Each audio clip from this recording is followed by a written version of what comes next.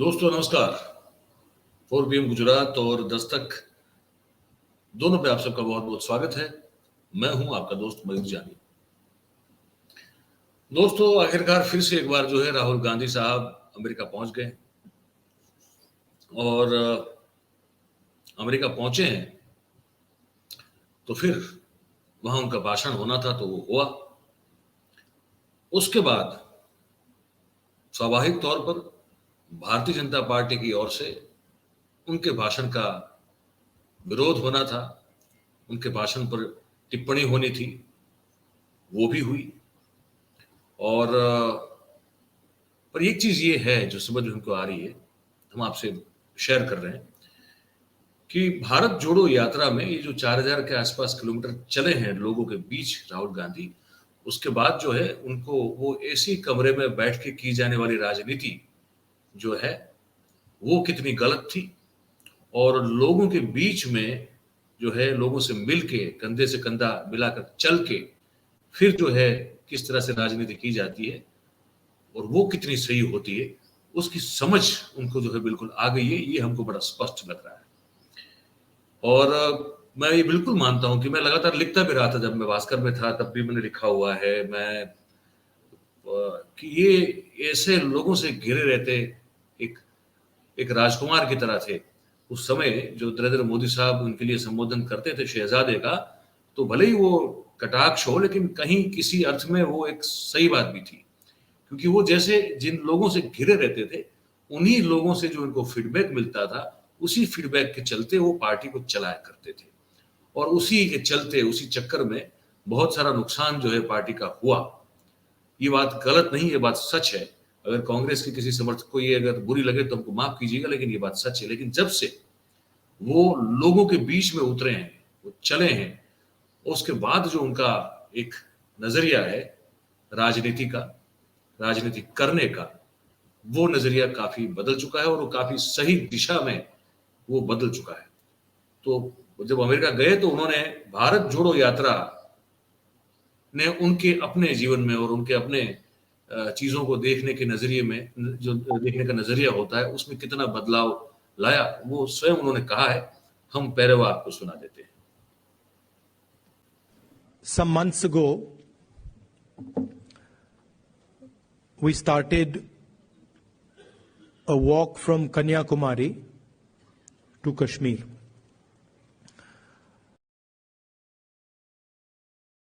Prior to walking, we were finding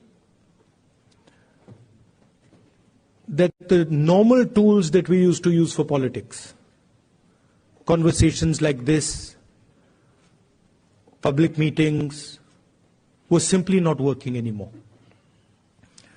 All the instruments that we needed to do politics in India, they were controlled by the BJP and the RSS. You know, people are threatened, cases are put on people, agencies are used on people. So we also are finding that in some way it had become quite difficult to act politically. And that's why we decided to walk from the southernmost tip of India to Srinagar. And when we started, I thought, okay, देखेंगे क्या होता है.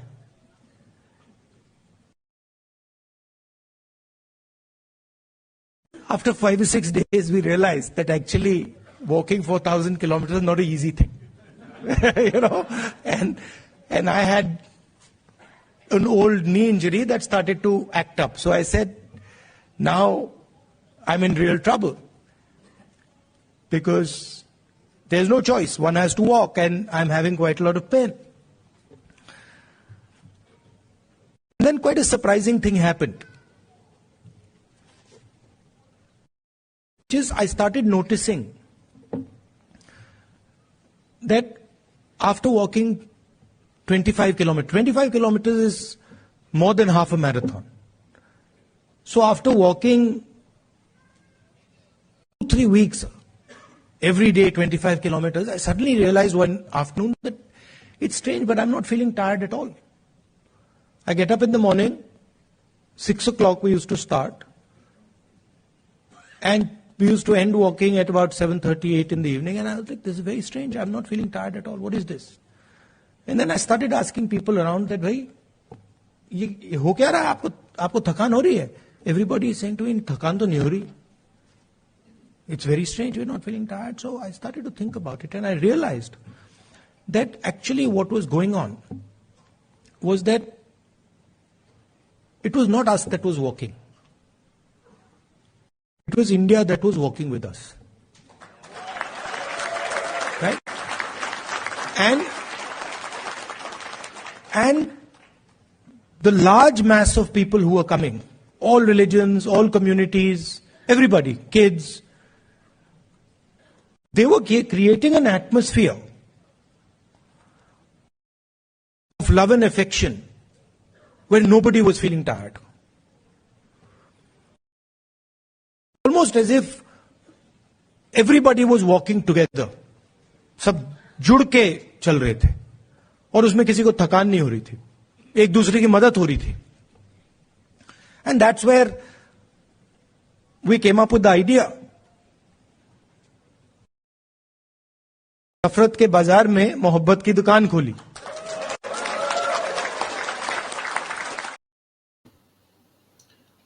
तो उन्होंने जो कहा ना कि कोई टूल काम नहीं कर रहा था, जो कन्वेंशनल पॉलिटिक्स वो करते आ रहे थे वो कोई काम नहीं कर रहा था.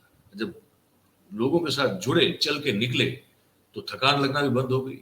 वो कह रहे थे कि उनकी जो पुरानी एक नी इंजरी थी, घुटनों में कुछ पुरानी एक चोट लगी हुई थी, वो दर्द करना शुरू हुआ. उसके बाद फिर वो अचानक से वो भी गायब हो गया.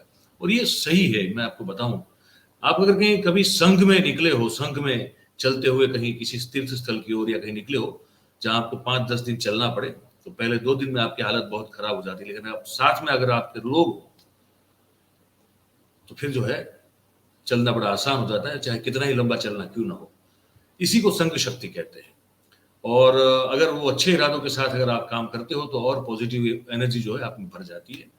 और अगर आप अच्छी राजनीति के लिए उतरे हैं और इसलिए चल रहे हैं तो उसमें आपको बिल्कुल ताकत मिलेगी. तो ये एक जो भारत जोड़ो यात्रा को लेकर उनकी बात थी, और राजनीति की समझ जो है उनकी वो किस तरह से बदल रही है, ये बात से पता बिल्कुल आपको भी चल गया होगा.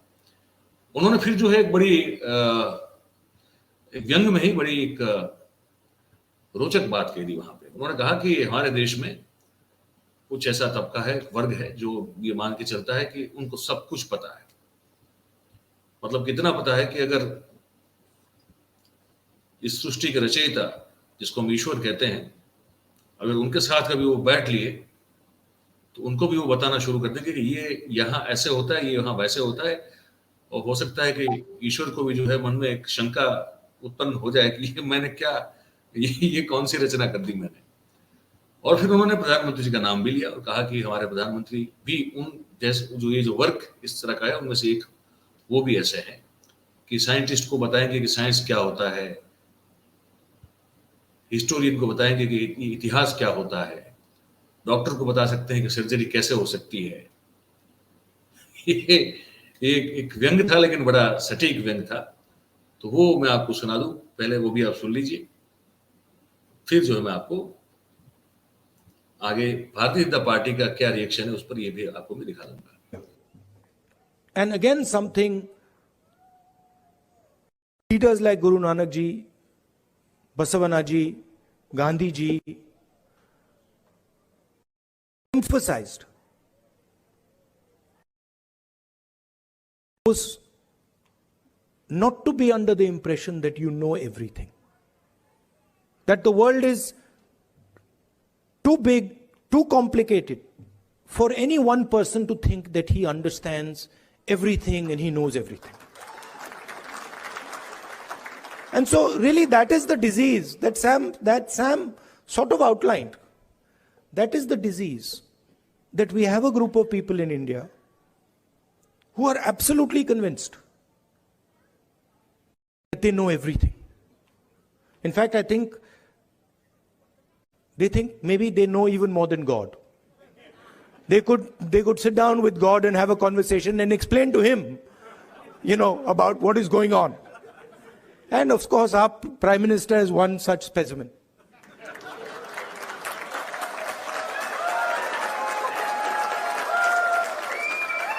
I think if you sat Modi ji down next to God, Modi ji would start explaining to God how the universe works. Right? Yes, and God would get confused that what have I created? So these are funny things, but really this is what is going on. We have a group of people, who understand everything. They can speak to scientists and explain science to them. They can, speak to historians and explain history to them. They can explain, warfare to the army, flying to the Air Force, whatever they want they can, And at the heart of it is mediocrity. That they actually don't understand anything. Because in life, you cannot understand anything if you're not ready to listen. There's something, the biggest lesson I learned from Bharat Jodo Yatra. फिर से उन्होंने भारत जोड़ो यात्रा का जिक्र किया तो कहा कि ये यात्रा के चलते पता चला कि ये हम्बलनेस जो है बहुत जरूरी है जीवन में, कि मैं जितना जानता हूं उससे ज्यादा मैं नहीं जानता हूं। जब तक ये चीज नहीं रहती, चाहे आप कुछ भी कर रहे हो, आप छोटे से छोटा काम जिसको सामाजिक दृष्टिकोण से देखा जाता है, अगर वो कर रहे हो या आप अपने आप को बहुत बड़ी पद पे पाते हो, लेकिन जब तक आप ये नहीं समझते कि मैं जितना भी जानता हूं उससे बहुत कुछ जो है मैं नहीं जानता। और ये देखिए भी अच्छा लगा कि इनमें भी जो है, पहले मैं जब उनके भाषण या उनकी बातचीत या इंटरव्यूज मैंने देखे हैं, इनमें कभी मैंने जो है इनमें भी जो है वो अकाल सूखा सा पाया है व्यंग और कटाक्ष या हास्य का, सटायर का। अब धीरे धीरे उनमें ये आता दिख रहा है, तो ये देख के अच्छा लगता है, क्योंकि अगर आप हंस नहीं सकते, व्यंग नहीं कर सकते, कटाक्ष नहीं कर सकते, अपने पर भी ले नहीं सकते उस हास्य को, उस कटाक्ष को, तो बहुत जीवन आपका सूखा हो जाता है। और जो सूखा होता है वो दुख और दर्द ही देता है, खुद को भी और दूसरों को भी। तो इनमें ये थोड़ा एक बदलाव है, ये जो है पॉजिटिव लग रहा है हमको, तो ये आपको बताया। अब अनुराग ठाकुर, भारतीय जनता पार्टी के बड़े नेता, उन्होंने प्रतिक्रिया दे दी, आप सुन लीजिए। राहुल गांधी जी की हर विदेश यात्रा भारत का अपमान करने में कहीं पीछे नहीं रहती, और इस बार की प्रायोजित ये विदेश यात्रा भी उसी दिशा में है जहां वो अपमान तो प्रधानमंत्री मोदी जी का करना चाहते हैं, लेकिन अंत में देश का अपमान करने से नहीं हटते। पूर्व में भी आप देखें, वो भारत को एक राष्ट्र ही नहीं मानते, वो तो राज्यों का संघ कहते हैं, और भारत के बढ़ते कदमों पर भी प्रश्न चिन्ह खड़ा करते हैं। आखिरकार राहुल गांधी जी विदेश में जाकर क्या पाना चाहते हैं? इस प्रायोजित कार्यक्रम के अंतर्गत वो क्या प्राप्त करने गए हैं? क्या देश के ऊपर कीचड़ उछालना ही उनका एक काम रह गया है? अंतर देखिए, जब राहुल जी बाहर गए तब उन्होंने देश के ऊपर प्रश्न चिन्ह खड़े किए, देशवासियों के ऊपर प्रश्न चिन्ह खड़े किए, और मैं एक तरह से कहूं, जो साख भारत की आज पूरी दुनिया भर में बढ़ रही है, उसको कहीं ना कहीं गिराने का काम लगातार राहुल गांधी जी करते हैं। एक तरफ प्रधानमंत्री जी के 6 दिन की यात्रा में लगभग 2 दर्जन दुनिया भर के प्रधानमंत्री, राष्ट्रपति उनसे मिलते हैं। 50 से ज्यादा मीटिंग्स होती हैं, जहां पे कलाकार, साहित्यकार, उद्योगपतियों से लेकर खिलाड़ियों तक सब मिलते हैं। भारत के बढ़ते कदमों की चर्चा दुनिया करती है, और भारत में एक भविष्य देखती है। होप दुनिया को भारत और भारत के नेतृत्व में नजर आती है। दुनिया के बड़े नेता जब ये कहते हैं कि मोदी जी दुनिया के सबसे लोकप्रिय नेता हैं, और बार बार एक नहीं अनेक ऐसे सर्वेस में पाया जाता है। ऑस्ट्रेलिया के प्रधानमंत्री कहते हैं prime minister Modi is the boss. शायद राहुल गांधी जी को ये बात भी हजम नहीं हुई। इटली की प्रधानमंत्री ने जब कहा कि मोदी जी दुनिया के सबसे लोकप्रिय नेता हैं, और किसी देश के प्रधानमंत्री अगर उनको अभिनंदन पांव छूकर करते हैं, शायद ये 75 वर्षों में कभी नहीं हुआ, तो कांग्रेस इसको हजम नहीं कर पाई। और जब देश इस बात का खुशी मनाता है कि हमारे नेता के कारण 140 करोड़ देशवासियों की मान सम्मान बढ़ता है, भारत का मान बढ़ता है, दुनिया भारत में उम्मीद होप देखती है, तो शायद ये कांग्रेस हजम नहीं कर पाती। और जिस कालखंड की बात राहुल गांधी जी करते हैं कि 80 के दशक में दलितों पर अत्याचार होता था, अनुसूचित जाति के परिवारों पर अत्याचार होता था, तब देश और प्रदेश में, उत्तर प्रदेश में कांग्रेस की ही सरकारें थी। शायद वो बाहर जाके बताना चाहते थे कि इनके समय दलितों पर, अल्पसंख्यकों पर अत्याचार होते थे। नरेंद्र मोदी जी की सरकार में सबका साथ, सबका विकास, सबका विश्वास और सबका प्रयास, इसी मूल मंत्र के साथ आगे चलते हैं। इनके समय लड़खड़ाती, चरमराती अर्थव्यवस्था थी, आज दुनिया की 5वीं सबसे बड़ी अर्थव्यवस्था हो गई है। इनके समय हिंदुस्तान की परंपराओं को मारने का काम किया जाता था, ये पश्चिमी संस्कृति की ओर देखते थे। नरेंद्र मोदी जी ने कला, संस्कृति और अपनी परंपराओं को एक बार फिर जगाने का काम किया है। हमने गुलामी की मानसिकता से बाहर निकलने का काम किया और अपने गौरवशाली इतिहास पर गर्व करने का काम किया। कांग्रेस ने अपने गौरवशाली इतिहास को सदा दबाने का काम किया और गुलामी की मानसिकता के साथ देश को चलाने का। यही अंतर है। आज वो विदेशों में जाकर राहुल गांधी जी भारत, भारतीयों और भारतीयता को अपमानित करते हैं, बदनाम करते हैं, कीचड़ उछालते हैं। ये देश को कभी स्वीकार नहीं होगा। अनुराग ठाकुर साहब, भारतीय जनता पार्टी के बहुत बड़े नेता, इन्होंने जो कहा वो आपने भी सुना, हमने भी सुना। इसके बारे में हमको कुछ और भी कहना है, लेकिन अभी नहीं, क्योंकि अब ऑलरेडी जो है 15-16 मिनट हो चुकी है, तो इस वक्त तो नहीं कहेंगे। हो सकता है कि अलग से इस पूरे उनके इस स्टेटमेंट पर एक कार्यक्रम हम 10-15 मिनट का कर दे, पर आपको कहने से कोई रोक नहीं सकता है। आपके पास कोई समय का बंधन नहीं है। अगर आप कुछ कहना चाहते हैं इस पूरी बात को देखते, तो नीचे जो हमारा एक कमेंट बॉक्स है, उसमें आप अपनी प्रतिक्रिया, प्रतिभाव, टिप्पणी जो भी करना चाहते हैं आप जरूर करें। हमको अच्छा लगता है आपका, हमको लगता है कि इससे आप जो है आप भी पार्टिसिपेट करते हैं, क्योंकि ये एक तरफा नहीं है, ये कोई हमारे मन की बात नहीं है। आप अपनी बात भी हमको जरूर बताएं और फिर लाइक भी करें भाई, शेयर करें हो सके उतना, और सब्सक्राइब कर लिया अगर है तो अच्छी बात है, नहीं किया तो कर लीजिए। और दूसरे आसपास के लोग हैं उनको भी आप करवाइए। हम जो पत्रकारिता करते हैं वो बिल्कुल देश के लिए, देश की जनता के लिए करते हैं। और ये बार बार जो है, मतलब ये बोल के आपको बताना भी जरूरी नहीं है। आप समझ सकते हैं कि हम किसी एक पक्ष की बात नहीं करते, पर जो ठीक नहीं होता उसकी बात जरूर करते हैं, चाहे वो कांग्रेस में हो, बीजेपी में हो, आम आदमी पार्टी में हो, या समाज में भी कुछ गलत क्यों ना हो रहा, तो जो ठीक नहीं हो रहा है उस पर बोलना बहुत जरूरी होता, और हम वो काम करने की कोशिश करते रहते हैं। आप सब हमारे साथ जुड़े, इसलिए आप सबका बहुत बहुत धन्यवाद। Thank you very much. नमस्कार।